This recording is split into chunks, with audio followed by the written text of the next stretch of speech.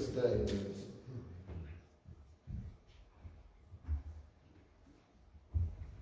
Usually I'm used to it being this side. Today I gotta get used to this side.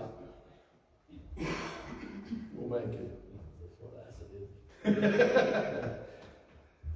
So through this month, we've been talking about Christ and Him crucified. This morning, we actually are going to be looking at Christ and Him crucified. And the reason we're going to be doing this is to get us into an understanding as we're preparing to finish off the month of Christ and Him crucified. I want us to see just exactly what God has done for us and why it is important to see Christ and that cross. Because in today's life, look around us. I mean, just for a moment, take for consideration the people that are around us. Take into consideration the lives that everybody's in. Our world is in such disarray. Our world is in such turmoil.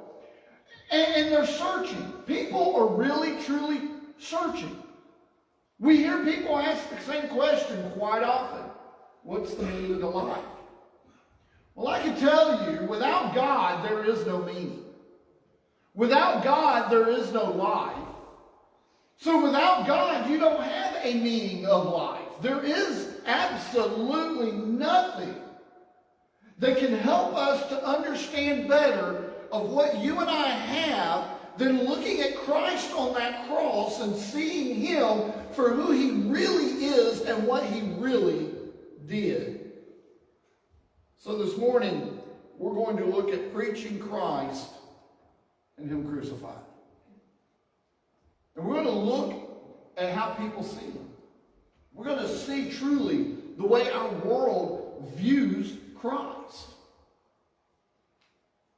Because it'll blow your mind when we really truly dig deep exactly what we have in our Savior. I want to read starting in verse 18. And yes, for those that were in Bible class, I read this morning. But I want to read it again for our lesson this morning. Verses 18 through 25, 1 Corinthians chapter 1. For the message of the cross is foolishness to those who are perishing. But to us, who are being saved, it is the power of God. For it is written, I will destroy the wisdom of the wise and bring to nothing the understanding of the prudent. Where is the wise? Where is the scribe? Where is the disputer of this age? Has not God made foolish the wisdom of this world? For since, in the wisdom of God, the world through wisdom did not know God, it pleased God through the foolishness of the message preached to save those who believe. For Jews request a sign and Greeks seek after wisdom, but we preach Christ crucified. To the Jews a stumbling block, to the Greeks foolishness. But to those who are called, both Jews and Greeks, Christ, the power of God and the wisdom of God. Because the foolishness of God is wiser than man, and the weakness of God is stronger than man. I want you to think about that statement right there. If you'll leave that verse up for a second. The foolishness of God is wiser than men. You know what that means? That means that our brilliant brains, our brilliant minds, our greatest philosophers do not compare to God. There is nothing that matches His wisdom. If God's foolishness is wiser than you and I can ever imagine, where does that put man? But it doesn't stop there. Look at what He says. He says that the weakness of God is stronger than men. What is Paul saying? We're going to get into that. But I want you to see this verse for what it says.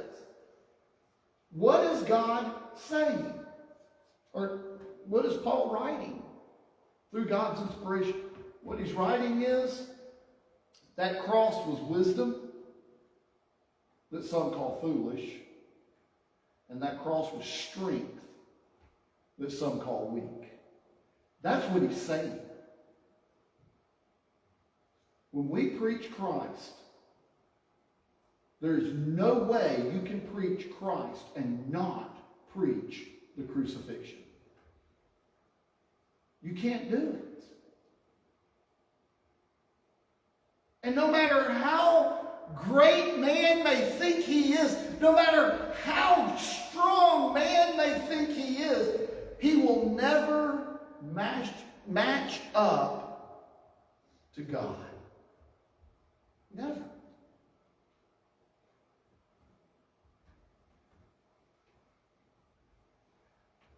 I've watched weightlifting contests. Anybody ever watch weightlifting contests? They're boring, by the way, just in case you didn't know that, because all the guys are doing is lifting up these weights. They kind of get a little boring. But it's fascinating to me because I like watching these guys to see them if they're going to struggle. I like to see if they're going to be able to get those 400 and 500 pound from one point to another. I mean, some of these guys are lifting stuff that, to tell you the truth, blow my mind.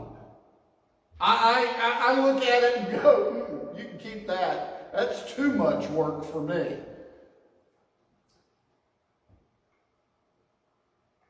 These bodybuilding contests, these guys showing off their muscles.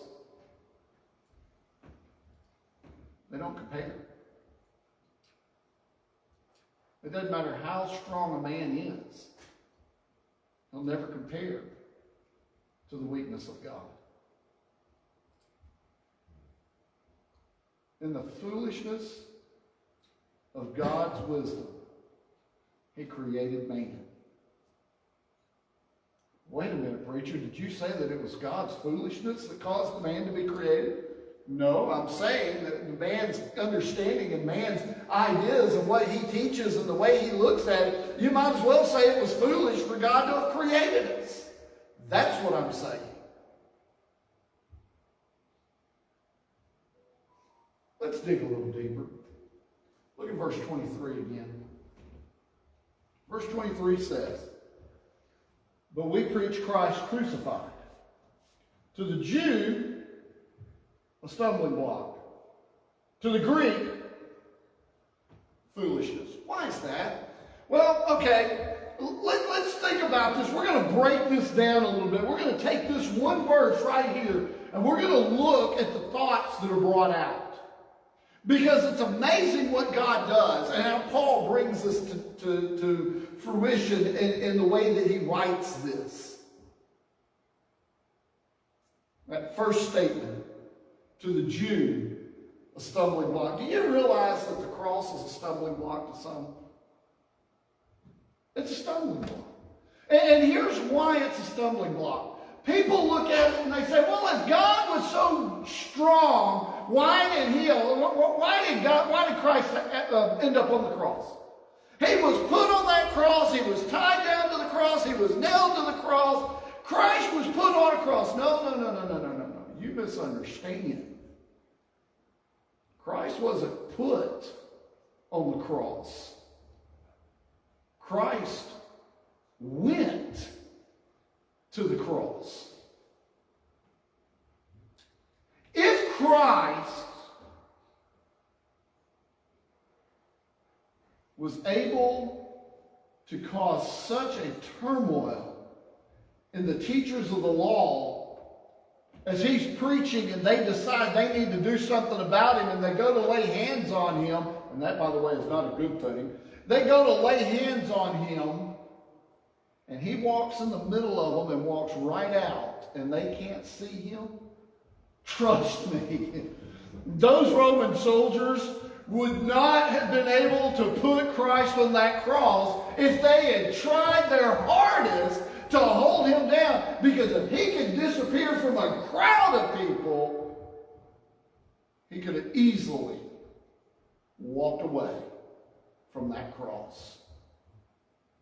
He went to the cross. And to some, it's a stumbling block because they look at it and they think, oh, look how weak. Christ was not weak. Christ was strong in that he stayed on that cross.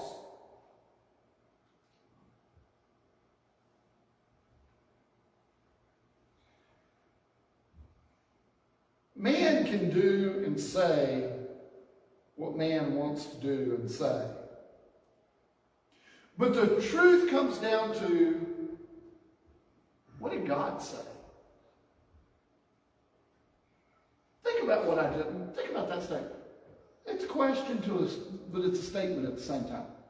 What did God say? God said that his son would take that cross. The night in the garden. You ever thought about the night in the garden?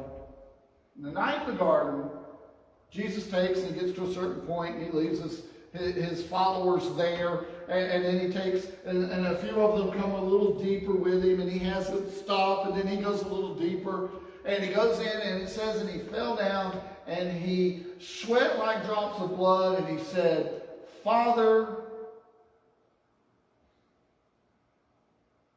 let this cup pass from me, I pray. But, here's the kicker, not my will, but yours be done. So what Jesus said was, in layman's terms, you ready? Father, I really don't want to do this. I really don't want to take this cross. I know what's about to happen. I know the anguish. I know the turmoil. I know everything that's good. I don't want to do it. But I tell you what. This isn't up to me. It's up to you. If this is what you want me to do, I'll do it. That's what he said. If this is what you want me to do, I will do it. He doesn't pray that prayer once. He prays it 3 different times. That same moment. 3 different times. You know, because once he says it and he comes back and finds his disciples asleep. He says, can't y'all stop, watch, and pray just for a moment? He goes back, prays it again, comes back, and he looks at them and he says, come on, guys. I need y'all. Can't you just pray? I know the body's weak and the mind's willing. Pray. He goes back and he prays again, and he comes back and they're asleep, and he decides, okay, I'm going to let you sleep for a second. And then he sees the crowd that's coming, and he goes out and he meets the crowd. If you've ever heard me preach about Jesus in that night leading into that cross and preaching about that cross, one of the things you're going to hear me say in that series of lessons that I preach, one of the things you're going to hear me say is, Jesus, through those 3 moments, Father, let this cup pass from me, but not my will, but yours, is he's preparing himself to take that cross. He's preparing himself. Because he comes back to them, and he looks at them, and he says, all right, it's time, let's do this. And they go out, and he meets that crowd, and he says, who are you looking after? Who are you looking for? Oh, we're looking for Jesus. Oh, you're looking for me. I am Jesus. And it says the crowd. Can you imagine? Here's Jesus. What was it about him? The crowd took a step back.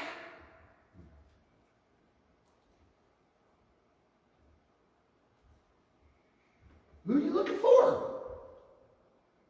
We're looking for Jesus. I'm him. Tell you what. I will go with you willingly. Let these men go. And they bound him. A mob came out. They bound him. I picture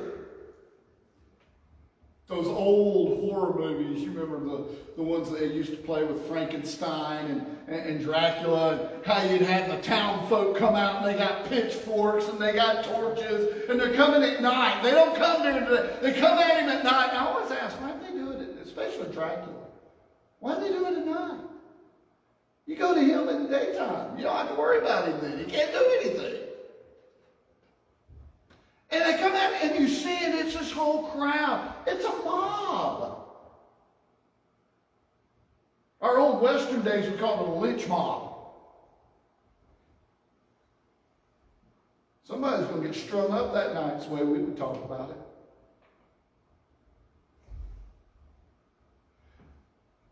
Y'all know Florence is in the history books. I don't know if y'all saw this. I had this hit the other day, and I thought, wow, how have I missed this? I've lived here for a while, and I never knew this. Did you know that there is a spot on Tennessee streets where a man is buried under the street?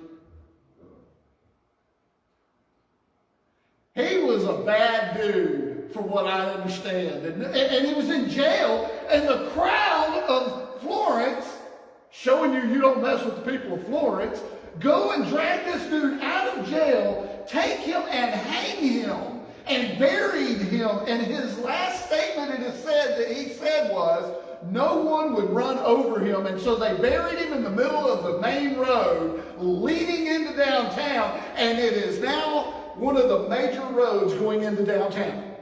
And it's still there. And there's a marker. There is a marker at the spot. I didn't know this. I was like, how did I not know this? It's because I don't stop and read those markers. That's why I didn't know this. A lynch mob. And that's what came after Jesus.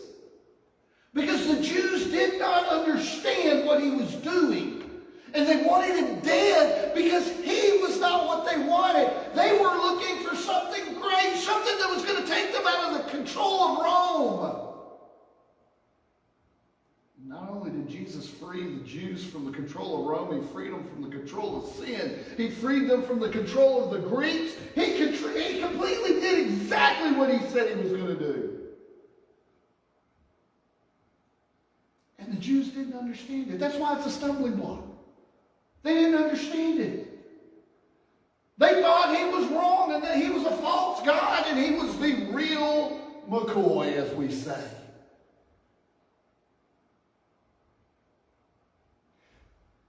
But not only is he a stumbling block to some, he's foolishness to others. That's what Paul's saying here. To the Jews, a stumbling block. To the Greeks, foolishness. So to others, it's foolish. Why is the cross? Why? Because in their wisdom, they don't understand. Oh, well, this goes back to what we were talking about in the last verse, verse 25. In their wisdom, they don't understand that the cross was the wisest thing God could do. Why did Jesus come at the time he did? I can tell you why he didn't come in the 21st century in the United States. If he'd have came in the 21st century in the United States, he'd still be sitting on death row right now. They wouldn't be worried about putting him to death. They'd let him rot in the jail. Man, do you realize how we have changed? Because we used to have a really strict sense of humor when you think about it. Because if you did something wrong back in the West, you didn't wait till the end of your life to pay for it. They took your life. You were a cattle wrestler, you know what they would do? Y'all know what he'd do. If you were a cattle wrestler, they'd hang you up in front of the area that you were found in a tree that everybody in the world could see your body and know he was a cattle wrestler. They'd have notes hanging on some of these bodies. They would let people know, you try to steal my cattle, this is what's going to happen to you. It was that quick. Justice was served as quickly as the gavel hit the bench. Not today. Not the day of Jesus' time frame. It was that day. He was brought to Herod that day. He was brought to Pilate that day. He was put to death that day. There was no trial. Oh, but Pilate tried, didn't he? Pilate tried really hard. You ever think about this? Pilate decided, okay, I'm going to get out of this. I'm going to put the worst man up possible against him, and they'll take him over that worst man because they know how bad this other dude is. And they chose the other dude. They chose the thief and murderer, the corrupter of good. They chose him over Christ. You know how they did it? They had this group of people that were there, and they were watching all of this as they'd always come out for this particular day. And the Jewish leaders sprinkled themselves throughout the crowd. Crucify him! And it caught them. And people say, oh, it was weak. He allowed himself. And others will say, no, that was stupid. Why would he have died on a cross? That was dumb. No, it wasn't. It was the wisest thing man could do. Wisest thing God allowed to happen. Why was it wise? Why was it wisdom? Because Jesus didn't have sin. And he was our sacrifice.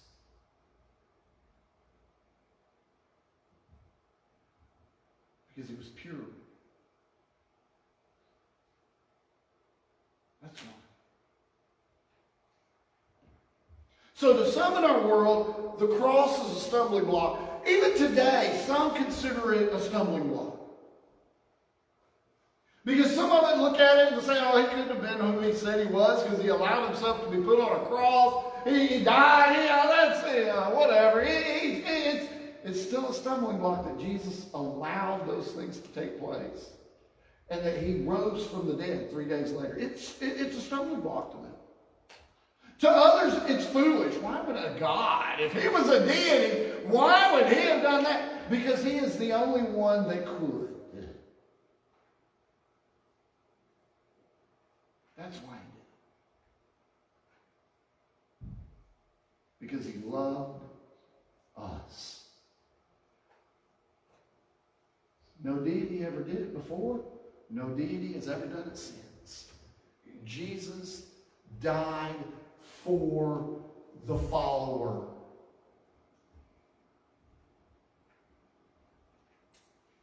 Which brings us to the understanding that we have.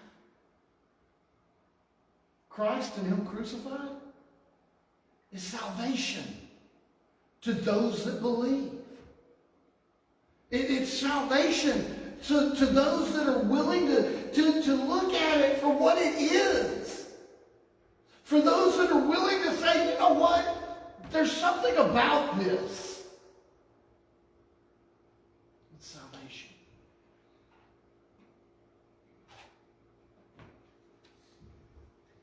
The world doesn't understand it because the world's not going to. The world doesn't want to. That's why they won't. But I want to go back. I want you to see again that very first verse, verse 18. For the message of the cross is foolishness to those who are perishing. But to us who are being saved, it is the power of God. Wow, did you catch this? To those that are dying, it's foolishness. But to those that are living, it's power. That word power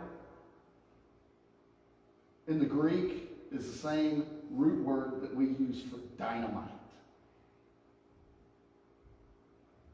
We're talking about the ability. We are talking about the power of God. We're talking about the amazing situation that you have in that cross to have the life that God desires of us. Because ultimately, it comes down to that point. Do I believe or do I turn from? And verse 18 just summed everything up before he even said it. Summed it up. It's foolishness to those that are perishing. They don't understand it. They don't want to understand it. They think it's crazy. But to us that are being saved, it's power. Why? Because it's not us. It's God. I'm not saving myself. Oh, true, I'm wanting salvation, but it's not my power. It's not me. It's God's power that saves. I tried to do it on my own. I'd fail miserably. So would you and anybody else. We got to have God. And his son dying on the cross, that was it. Think about it for just a moment. The night Nicodemus comes to Jesus and he's talking to him and he calls him teacher and he says he's from God and Jesus speaks to him. There's something Jesus says in that little bit of teaching Nicodemus that a lot of people miss out on. He says, as the serpent was raised in the wilderness, so shall the Son of Man be raised. He's talking about that bronze serpent that was raised in the tents, or in the middle of the camp, that if somebody was bitten by a poisonous snake, an asp, they could look upon it and it would save them. They would be healed. All they had to do is look on it. He said the Son of Man is being raised. He's talking about the spectacle of Jesus on that cross. And only those that are willing to look at that cross for what that cross is are the ones that are going to have the opportunity for salvation. What is that cross? That cross is the point of death. Either death of sin and life of righteousness, or death being separation from God because I just can't accept it. So the question comes down to, who is Jesus?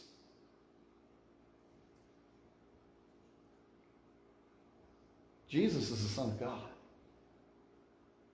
And if we believe that Jesus is the Son of God, if we're willing to change our life from a life of sin to a life of righteousness, if we're willing to confess Him before men, if we're willing to be immersed for the remission of our sins, we can have that salvation. That immersion, by the way, that we have, you've heard me preach on it, it's the reenactment of Jesus' death, burial, and resurrection. We're reenacting it.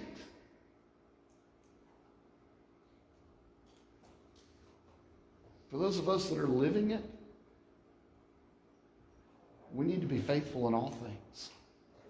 And if we fail, if we fall down, if we turn our back on, we need to get back up. We need to turn back to Him, and we need to repent and change our way. Confess that sin and pray for forgiveness. We offer that opportunity. Will you let us help? Will you do something about it this very moment? Will you step out and come forward? All together, we stand and sing this invitation song.